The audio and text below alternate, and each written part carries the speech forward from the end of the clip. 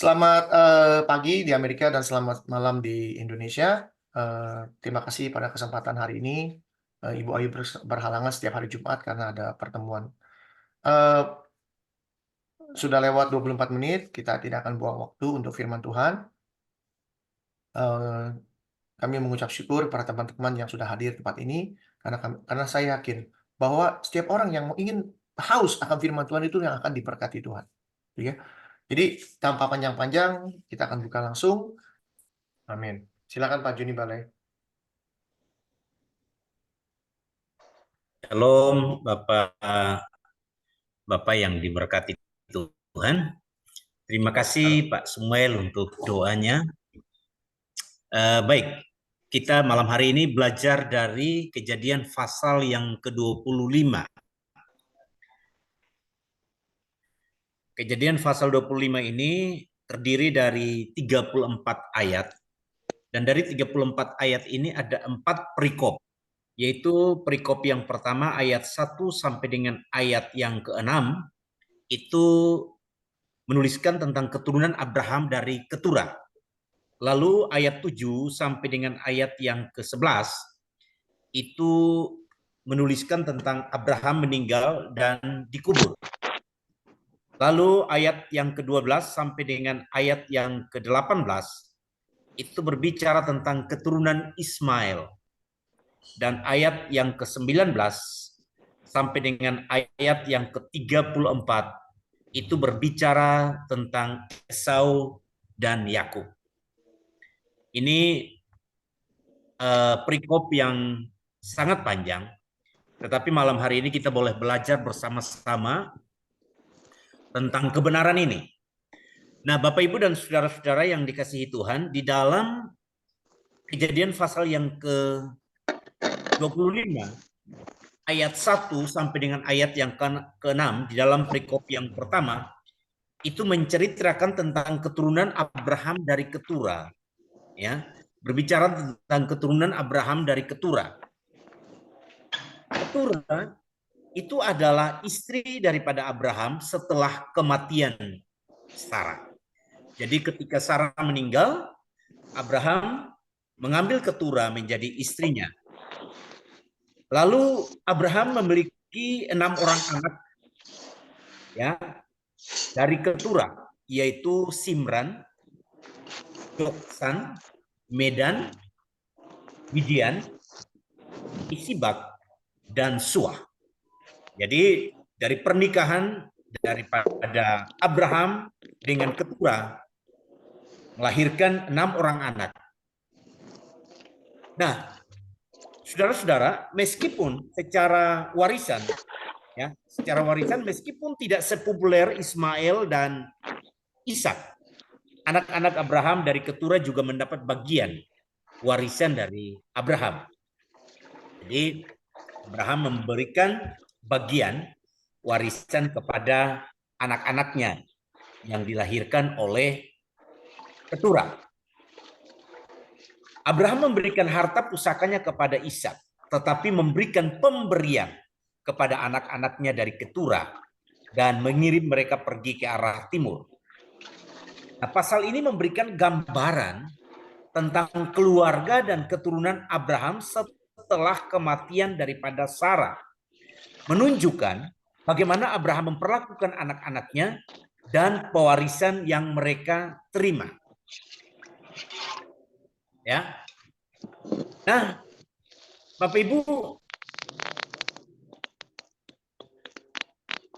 istri Abraham ini atau keturah ini ya tidak terlalu, saya coba pelajari, saya coba selidiki, tidak terlalu banyak data yang menuliskan tentang dia, ya, yang menuliskan tentang dia. Namun sedikit yang diketahui tentang latar belakangnya, Alkitab mencatat sebagai istri yang melahirkan 6 orang anak bagi Abraham ketika kematian daripada Sarah, ya.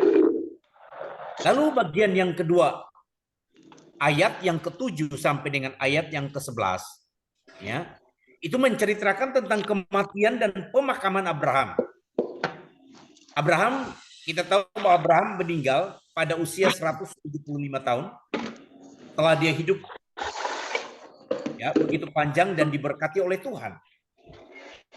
Kita meyakini bahwa Abraham itu dipanggil oleh Tuhan ya dan diberikan berkat-berkat secara rohani dan juga secara jasmani. Ya. Nah, pasal ini juga menyebutkan bahwa Ishak dan Ismail, anak-anak Abraham dari Sarah dan Hagar, bersama-sama juga menguburkan Abraham. Ya, bersama-sama menguburkan Abraham. Abraham dikuburkan di gua di Mamre, di tanah Kanaan yang telah dibeli dari orang Het pada masa hidupnya.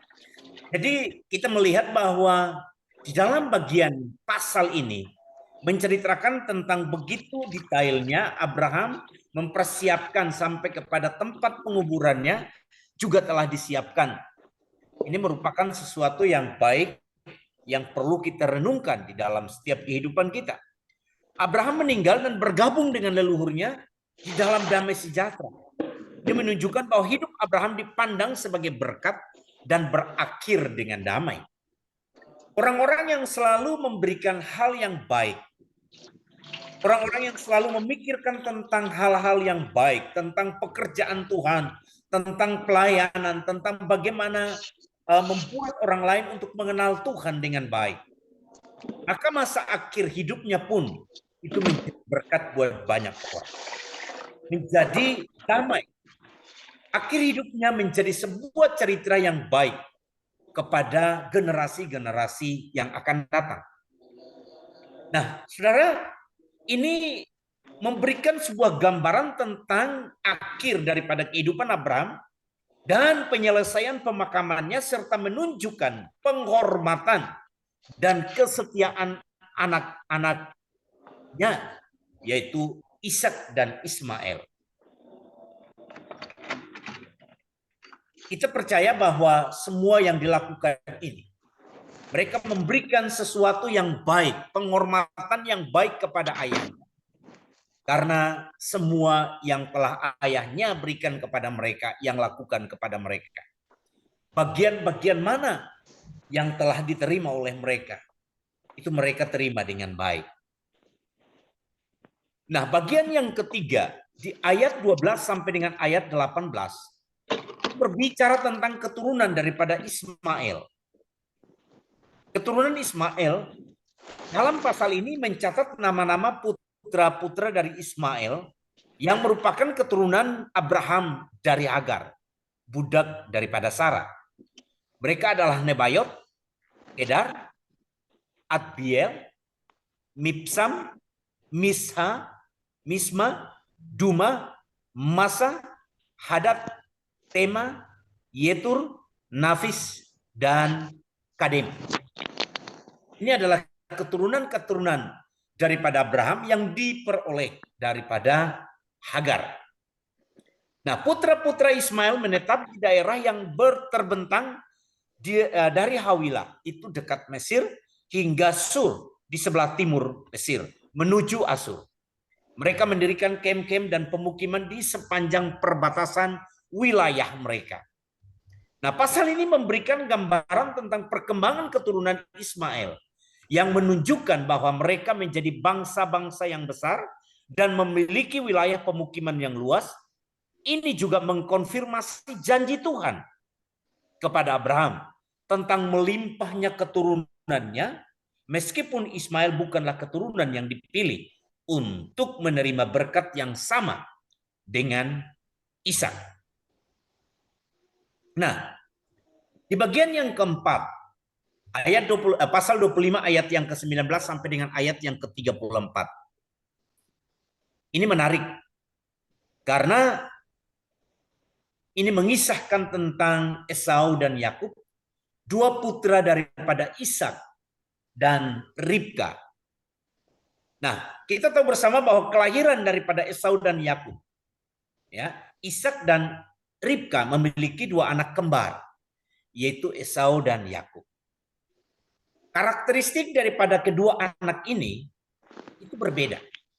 Esau adalah seorang pemburu yang kasar dan suka berada di luar, sementara Yakub adalah seorang yang tenang dan tinggal di dalam rumah. Dan cerita yang sudah sangat familiar dan sering merupakan cerita yang sangat menarik untuk dipelajari adalah pertukaran hak kesulungan. Yakub membeli hak kesulungan dari Esau dengan semangkuk makanan. Nah, pasal ini juga mencatat tentang doa daripada Ishak dan Ribka untuk meminta panduan Tuhan dalam membesarkan kedua anak mereka. Nah, yang menarik adalah pertukaran berkat ini. Yakub juga mengambil berkat yang seharusnya diberikan kepada Esau, yang membuat Esau sangat marah. Esau merasa kecewa, sangat kecewa, dan berencana untuk membunuh Yakub setelah kematian daripada Ishak. Meskipun Esau adalah anak sulung, Yakub dipilih oleh Tuhan untuk menerima berkat keluarga. Ini menggambarkan dinamika rumah tangga Ishak dan Ribka, serta konflik antara kedua saudara Esau dan Yakub, yang akhirnya mengarah pada pemilihan Yakub sebagai pewaris berkat keluarga. Ada beberapa hal penting yang saya catat, yang saya pelajari di dalam pasal 25, Kejadian pasal 25. Yang pertama, tentang kehendak Allah. Kisah tentang kehidupan, ya, kisah tentang kelahiran, kehidupan, dan nasib daripada keturunan Abraham itu menegaskan bahwa kehendak Allah berkuasa atas segala hal, bahkan dalam urusan kelahiran dan pewarisan. Jadi Tuhan itu berkuasa, Tuhan punya kehendak yang luar biasa di dalam keluarga daripada Abraham. Ya, ada kehendak Tuhan, ya, ada kehendak Tuhan yang luar biasa di sini. Tetapi bagian yang kedua, saya melihat juga tentang pengaruh daripada orang tua. Perilaku dan pilihan hidup Esau dan Yakub tercermin daripada lingkungan dan pengaruh orang tua mereka. Ini menekankan pentingnya pola asuh yang baik dalam membentuk karakter anak-anak.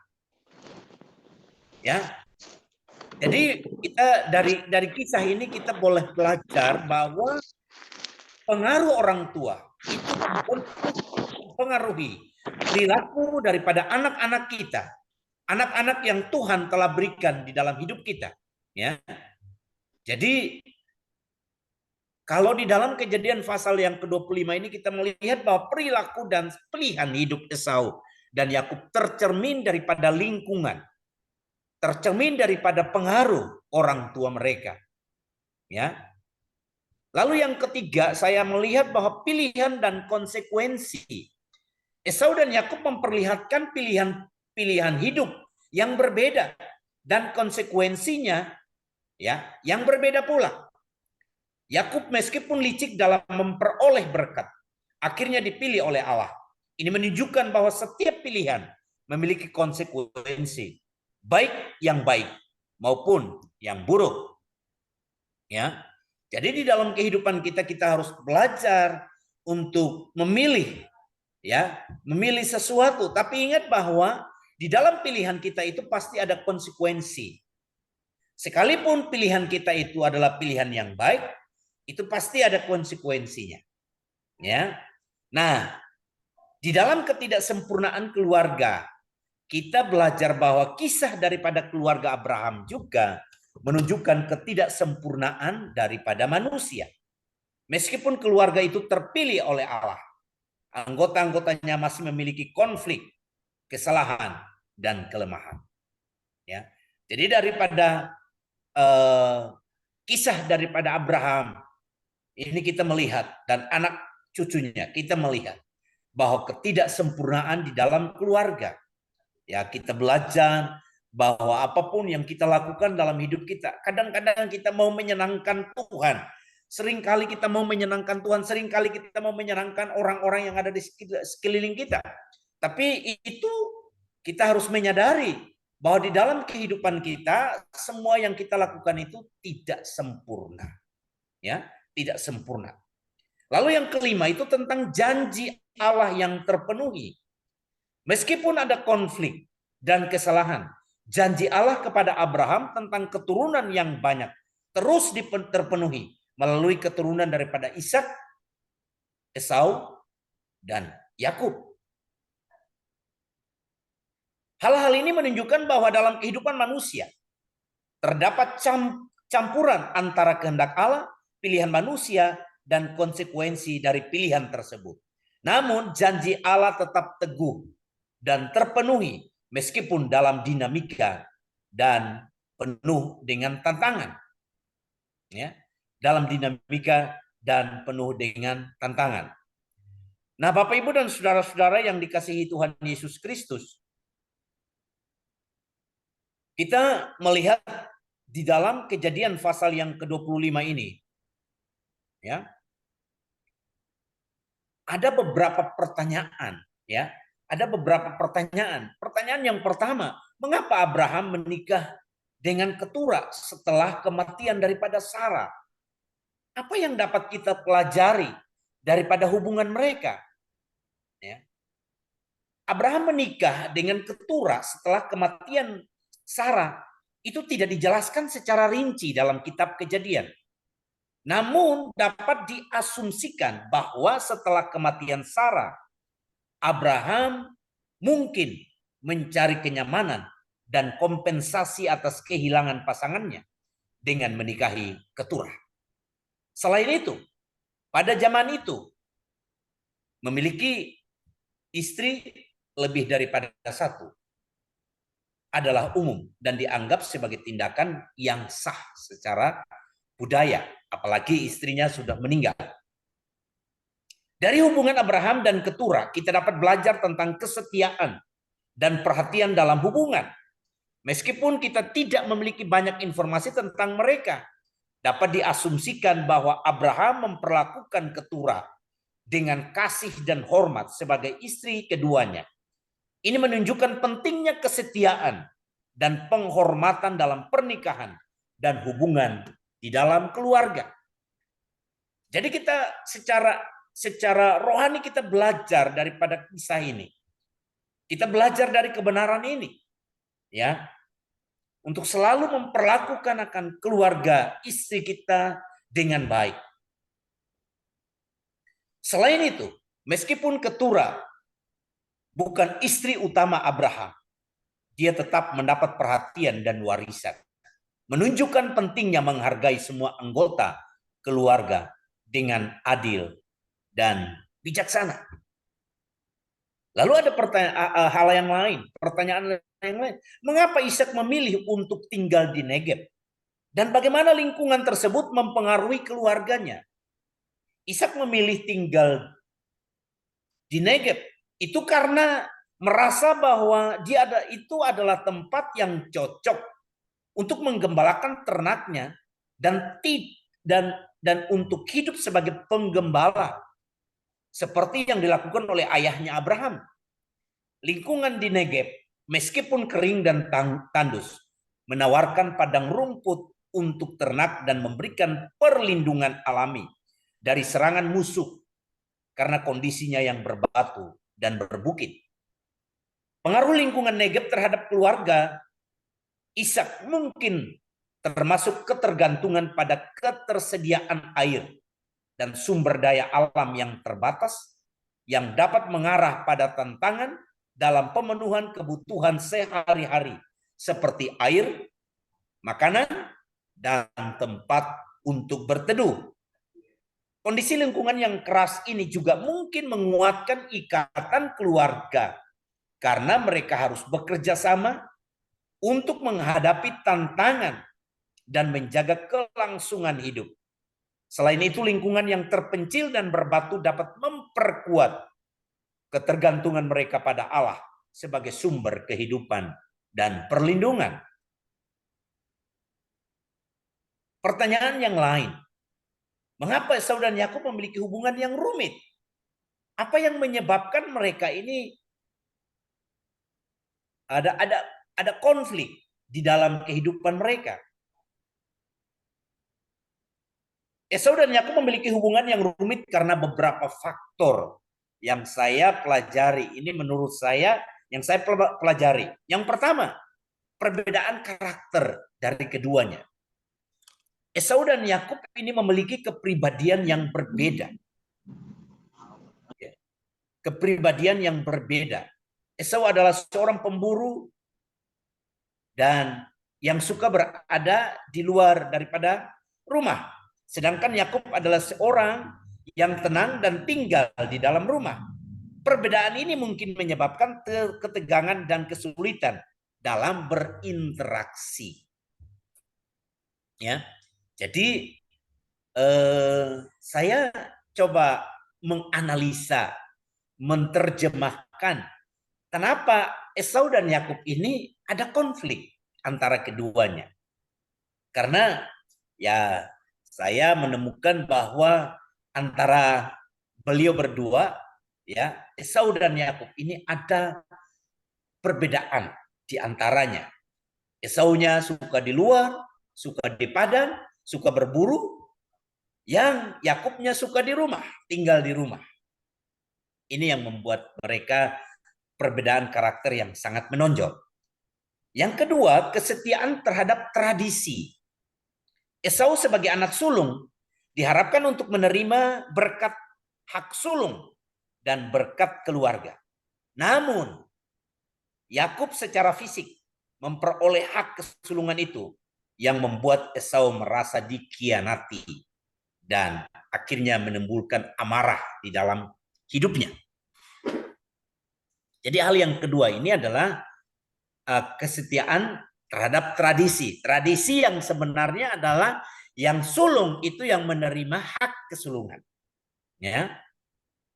Yang sulung yang menerima lebih banyak ya daripada yang bungsu. Lalu yang ketiga, kebanggaan dan keinginan. Esau merasa ditipu oleh Yakub dan kehilangan haknya sebagai anak sulung. Kehilangan ini memicu perasaan kebencian dan kemarahan Esau terhadap Yakub yang memunculkan konflik di antara keduanya. Jadi Esau merasa ditipu. Ya. Di dalam kehidupan kita belajar ya bahwa memperlakukan anak-anak kita secara adil itu adalah hal yang sangat baik. Ya, adalah hal yang sangat baik. Kita melihat dari sini bahwa karena terjadi penipuan yang dilakukan oleh Yakub, ya, maka terjadi kebencian antara Esau dan Yakub. Lalu yang keempat, persaingan untuk perhatian orang tua, ya, persaingan.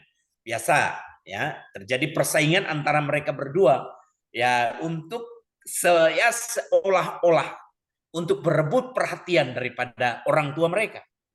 Ishak dan Ribka mungkin memiliki yang berbeda terhadap anak-anak mereka yang bisa memperkeruh hubungan antara Esau dan Yakub. Jadi antara orang tua ini mungkin memberikan satu perhatian yang membuat anak-anak mereka menjadi saling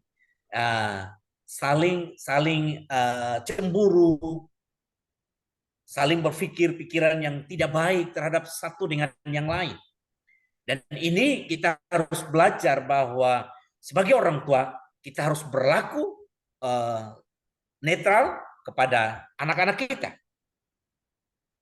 Lalu yang kelima, konflik keluarga yang rumit. Keluarga mereka juga dipengaruhi oleh dinamika yang rumit seperti pernikahan Abraham dengan beberapa istri dan pengaruh daripada konflik antara Hagar dan Sarah serta antara Ishak dan Ismail. Ya, ini juga mungkin menjadi satu pemicu sehingga konflik-konflik keluarga ini membuat turun akhirnya menjadi sebuah dilema di dalam keluarga mereka. Nah, konflik antara Esau dan Yakub dipicu oleh kombinasi faktor-faktor ini yang menimbulkan ketegangan dan persaingan di antara mereka sepanjang hidup mereka. Nah, apa yang kita dapatkan daripada karakteristik daripada Esau dan Yakub? Bagaimana karakter mereka mempengaruhi pikiran, pilihan hidup mereka? Kita belajar dari karakteristik Esau dan Yakub. Kita dapat belajar beberapa pelajaran yang berharga. Yang pertama, kita belajar daripada Esau, kecepatan dalam mengambil keputusan. Esau terkenal karena keputusannya yang cepat tanpa mempertimbangkan konsekuensinya. Hal yang berikut yang lain adalah ketergantungan pada kesenangan duniawi. Esau lebih memilih kesenangan duniawi seperti kepuasan fisik daripada nilai-nilai spiritual dan warisan keluarga. Ya. Esau lebih mementingkan keinginan dagingnya daripada nilai-nilai spiritual, hal-hal yang telah ditanamkan oleh leluhurnya. Kurangnya pertimbangan akan nilai-nilai abadi. Esau dengan mudahnya menukar hak kesulungannya dengan makanan tanpa mempertimbangkan nilai berkat dan warisan di dalam keluarga. Lalu Yakub. Dari Yakub kita belajar bahwa Yakub ini licik dan kreatif. Yakub terkenal karena kecerdikannya dalam mencapai tujuannya. Terkadang dengan cara-cara yang licik. Keterampilannya dalam merencanakan masa depan. Yakub memiliki visi yang panjang tentang masa depan dan berusaha untuk memanfaatkan setiap kesempatan yang ada untuk mencapainya. Kesetiaan terhadap tujuan dan warisan keluarga, meskipun licik dalam upayanya, Yakub tetap memprioritaskan tujuan dan warisan keluarganya yang terbukti ketika dia memperjuangkan berkat keluarganya. Nah, karakteristik mereka ini mempengaruhi pilihan hidup mereka dengan memberikan contoh tentang pentingnya pertimbangan, kesetiaan, dan visi dalam mengambil keputusan. Esau memilih untuk memenuhi keinginannya dengan instan dan duniawi tanpa mempertimbangkan konsekuensinya. Sementara Yakub menggunakan kecerdikannya untuk merencanakan dan memperjuangkan tujuan-tujuan jangka panjang. Ini mengingatkan kita bahwa pilihan hidup kita seringkali tercermin dari karakter dan nilai-nilai yang kita miliki. Nah, pertanyaannya sekarang begini, saudara. Mengapa Yakub memilih untuk membeli hak kesulungan daripada Esau? Dan apakah keputusan ini tepat atau salah? Yakub memilih untuk membeli hak kesulungan daripada Esau karena dia melihat nilai dan pentingnya hak tersebut dalam warisan keluarga dan berkat yang diberikan oleh Ishak ayah mereka. Ketika Esau pulang lapar dan lelah dari berburu, Yakub melihat kesempatan untuk memanfaatkan situasi tersebut dengan menawarkan makanan sebagai imbalan atas hak kesulungan Esau. Yakub mungkin percaya bahwa hak kesulungan tersebut akan memberinya keuntungan dan berkat yang besar dalam hidupnya. Apakah keputusannya tepat atau salah? Adalah subjektif dan dapat dilihat dari berbagai sudut pandang. Nanti boleh Bapak Ibu setelah ini boleh memberikan masukan, bisa bisa melihat situasi ini. Ya. Keputusan ini tepat atau salah? Itu menurut saya ini subjektif dan dapat dilihat dari berbagai sudut pandang. Secara moral, beberapa orang mungkin menganggap tindakan Yakub adalah tindakan yang licik dan tidak bermoral karena dia memanfaatkan situasi Esau yang lapar dan memperoleh hak kesulungan tersebut. Namun dari sudut pandang kepentingan keluarga dan warisan, beberapa orang mungkin menganggapnya sebagai tindakan yang bijaksana dan strategis dalam memastikan bahwa berkat keluarga dan warisan itu diteruskan kepada generasi berikutnya. dalam konteks Alkitab, tindakan Ayub dipandang sebagai tindakan yang licik dan tidak bermoral. Terutama karena dia tidak hanya memanfaatkan situasi Esau yang lapar, tetapi juga menipu ayahnya untuk menerima berkat yang seharusnya diberikan kepada Esau. Meskipun tindakan Yakub menghasilkan kesuksesan sesaat, itu juga membawa konsekuensi yang berat dalam hidupnya dan hubungannya dengan Esau. Sebagai umat percaya, kita dapat memetik pelajaran penting. Yang pertama, integritas. Yang kedua, kejujuran. Dan yang ketiga, kasih dalam tindakan, setiap tindakan kita. Bahkan ketika kita dihadapkan pada situasi yang sulit atau menguntungkan, kita belajar bahwa integritas, kejujuran, dan kasih itu harus diterapkan dalam setiap kehidupan di dalam pengambilan keputusan. Nah, bagaimana Allah menuntun Ishak dan Ribka dalam membesarkan kedua anak mereka? Yang dapat kita pelajari dari doa mereka. Yang pertama, memberikan petunjuk dan kasih karunia. Allah memberikan petunjuk dan kasih karunia kepada Ishak dan Ribka melalui doa, firman-Nya, dan pengalaman mereka dan pengalaman hidup mereka. Mereka percaya pada Allah dan berusaha hidup sesuai dengan kehendak-Nya. Bapak Ibu, ini saya belajar. Ini dari saya mempelajari akan bagian ini, saya juga belajar bagaimana kita berdoa buat anak-anak kita. Ya. Memberikan contoh hidup yang saleh.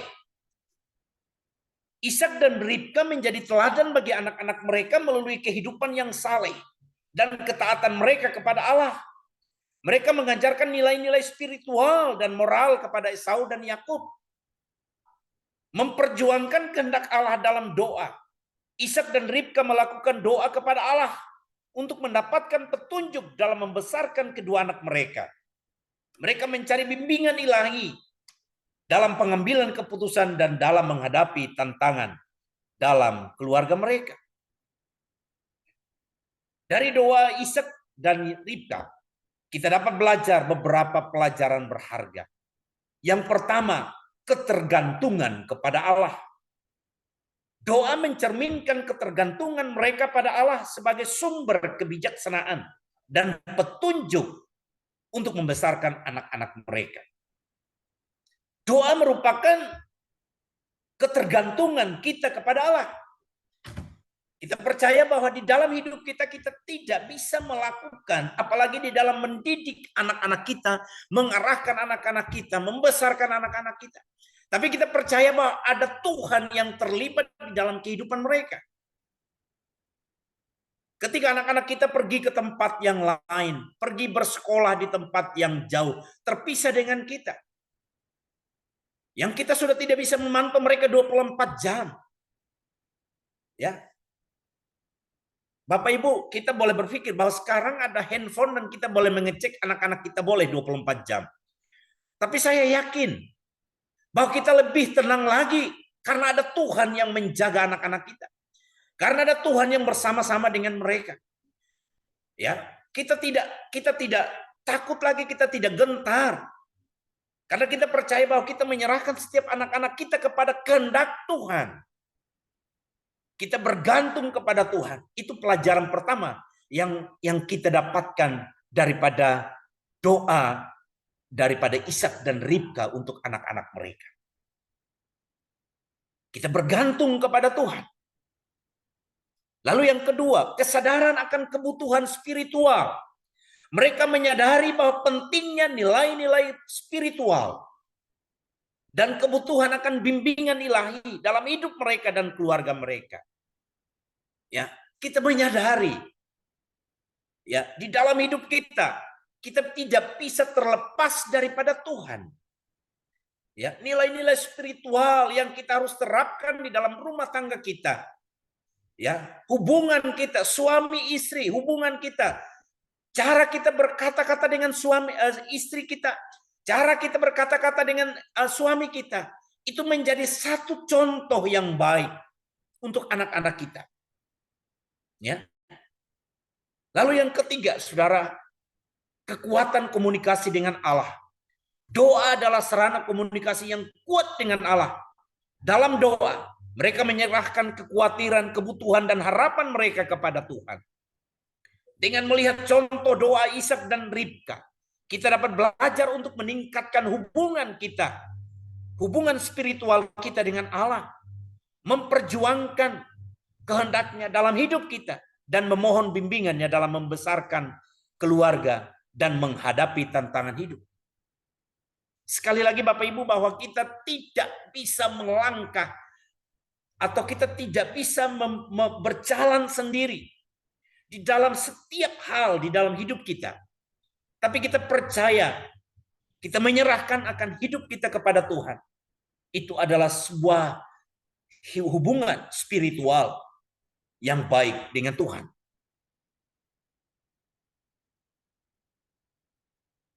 Lalu apa yang dapat kita petik, saudara, daripada kisah pertukaran berkat antara Yakub dan Esau? Bagaimana konsekuensi terhadap keduanya, saudara ini? Saudara, yang pertama adalah kesalahan yang dilakukan dengan licik akan berdampak buruk. Yakub memperoleh berkat dengan cara licik dan menipu ayahnya Ishak. Meskipun tindakannya itu memberikan keuntungan sementara, itu juga menghasilkan konsekuensi yang berat dalam hidupnya dan hubungannya dengan Esau. Konflik dalam pertukaran keluarga tersebut memicu konflik yang terjadi antara Yakub dan Esau. Bapak, Ibu, dan saudara-saudaraku, kita belajar bahwa di dalam setiap kehidupan kita, hal apapun yang kita lakukan, yang pertama kita harus belajar komunikasi dengan jujur, ya, untuk mengakhiri konflik itu. Dari bagian ini kita melihat yang pertama, komunikasi terbuka dan jujur. Membangun komunikasi yang terbuka dan jujur antara anggota keluarga untuk menyampaikan perasaan, kekhawatiran, dan kebutuhan masing-masing. Jadi, untuk mengakhiri sebuah konflik dalam kehidupan rumah tangga, kehidupan saudara dengan saudara, yang pertama kita harus mengkomunikasikannya, ya, terbuka dan jujur. Yang kedua, empati dan pengertian. Berusaha memahami perspektif dan perasaan anggota keluarga lain serta mengasumsikan niat baik dalam setiap interaksi. Dan yang ketiga, pertimbangkan solusi, kompromi, mencari solusi yang menguntungkan semua pihak dengan mengambil kepentingan bersama, dan kemungkinan kita harus kompromi supaya menghasilkan suatu solusi. Yang keempat, pengampunan dan kesediaan untuk belajar, bersedia memaafkan dan belajar daripada kesalahan, serta berkomitmen untuk memperbaiki hubungan yang rusak melalui kerendahan hati dan penyesuaian.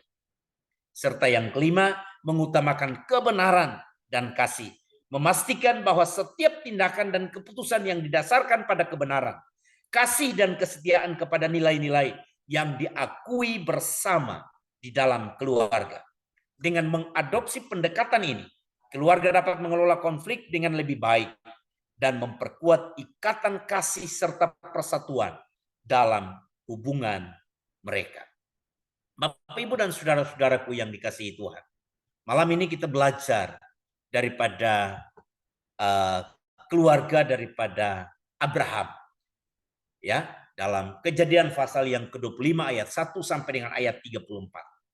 Saya sudah menyampaikannya, beberapa hal penting yang kita harus pelajari bersama-sama, kita harus belajar bersama-sama, kita harus melihat bersama-sama. Dan saya percaya bahwa tidak semuanya, mungkin kita masih ada kekurangan-kekurangan yang kita harus lengkapi di dalam kehidupan kita, di dalam rumah tangga kita, di dalam kehidupan kita suami dan istri. Mari kita belajar daripada kebenaran firman Tuhan ini, ya, supaya kita semakin hari semakin diperlengkapi, semakin hari semakin lebih baik di dalam kita mengikut dan mengiring akan Tuhan.